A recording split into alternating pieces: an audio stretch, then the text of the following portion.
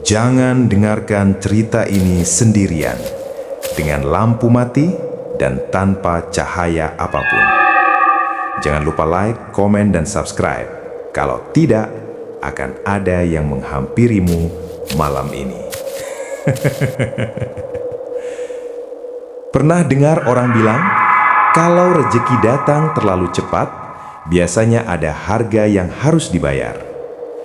Kisah ini terjadi di sebuah kota kecil dekat aliran sungai besar. Tentang seorang juragan kain yang mendadak kaya raya, tapi diam-diam melakukan ritual aneh yang akhirnya menghancurkan hidupnya sendiri. Warga pasar mengenalnya sebagai Surya, juragan kain terbesar di daerah itu. Anehnya, 3 tahun sebelumnya, dia hanyalah pedagang kecil dengan lapak seadanya. Tapi tiba-tiba, tokonya bertambah banyak, gudangnya penuh, mobilnya berganti tiap tahun. Orang-orang mulai bertanya, tapi setiap ditanya, dia hanya tersenyum dan berkata, "Rezeki itu ada jalannya sendiri." Istrinya, Bu Ratna, mulai curiga. Suaminya sering keluar rumah tengah malam, pulang menjelang subuh dengan pakaian basah dan bau lumpur sungai. Yang lebih aneh, setiap kali Surya pulang, lantai kamar selalu meninggalkan jejak kaki basah. Padahal rumah itu kering, tidak hujan, tidak bocor. Suatu malam, Bu Ratna bermimpi berada di dasar sungai. Airnya gelap, sunyi. Di depannya berdiri seorang perempuan bergaun putih. Kulitnya pucat, lehernya bersisik halus. Matanya dingin seperti mata buaya. Perempuan itu tersenyum dan berkata, "Yang berjanji bukan kamu, tapi kalau dia ingkar, kamu juga yang ikut membayar." Bu Ratna terbangun sambil menangis. Sejak saat itu, kekayaan masih datang, tapi teror mulai mengikuti. Anak mereka sakit tanpa sebab. Karyawan gudang kain melihat bayangan besar di antara gulungan kain. Dan setiap malam, kain-kain mahal itu berbau amis, seperti baru diangkat dari sungai. Surya mulai sering berteriak saat tidur, "Aku sudah kasih, jangan ambil lagi." Dari seorang sesepuh kampung, akhirnya terungkap kebenarannya. Surya menjalani pesugihan Ratu Buaya Putih. Selama janji ditepati, kekayaan akan terus mengalir. Tapi jika lalai, yang diambil bukan harta, melainkan orang yang paling dekat dengannya. Malam itu, sungai meluap tanpa hujan.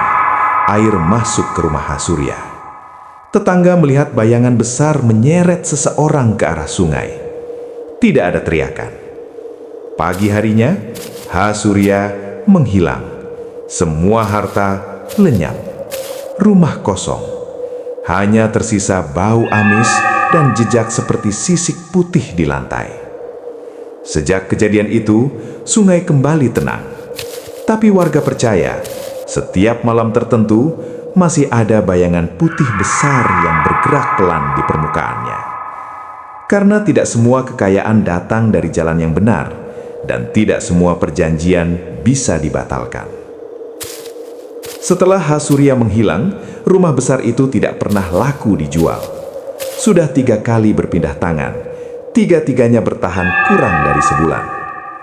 Penghuni terakhir mengaku selalu mendengar suara air menetes dari dalam dinding. Padahal pipa sudah dibongkar, tidak ada kebocoran.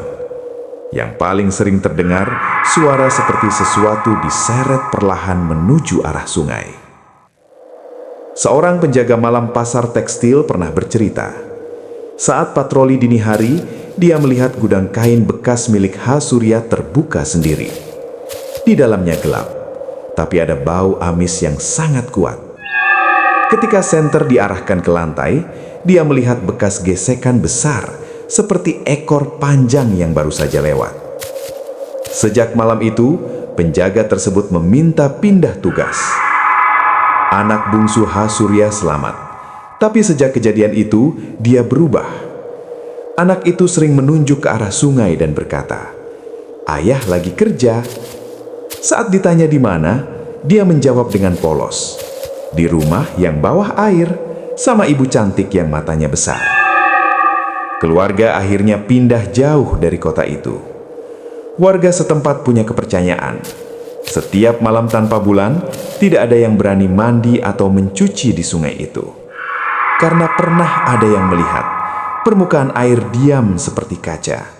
Lalu muncul pusaran pelan, dan dari dalamnya terdengar suara seperti perempuan tertawa pelan.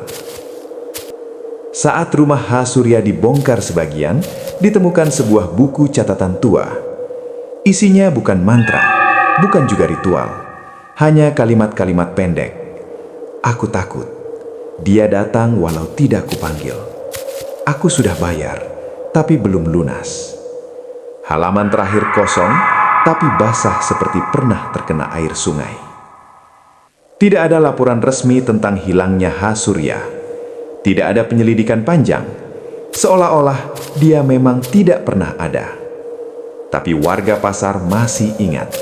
Sungai masih ada. Dan setiap kali ada orang yang mendadak kaya tanpa asal-usul yang jelas, mereka hanya saling berpandangan, lalu diam.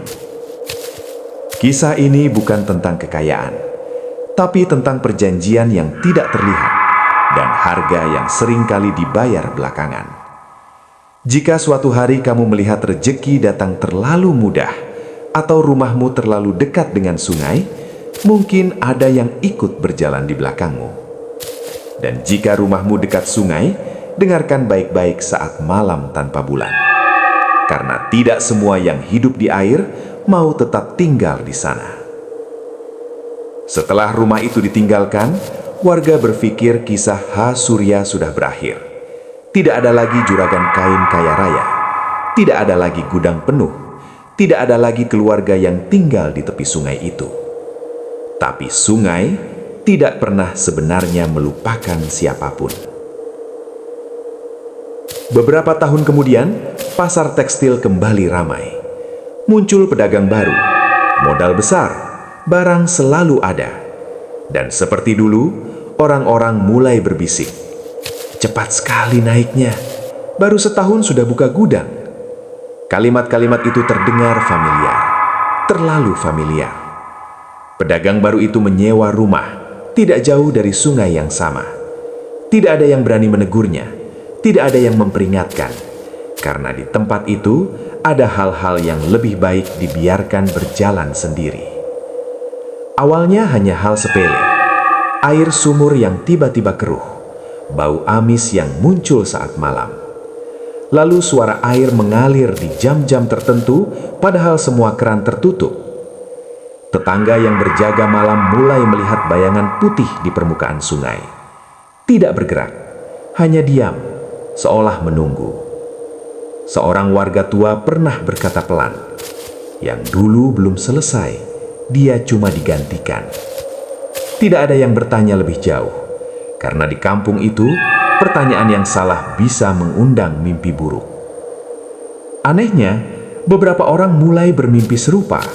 Sungai yang sangat tenang, airnya diam seperti kaca.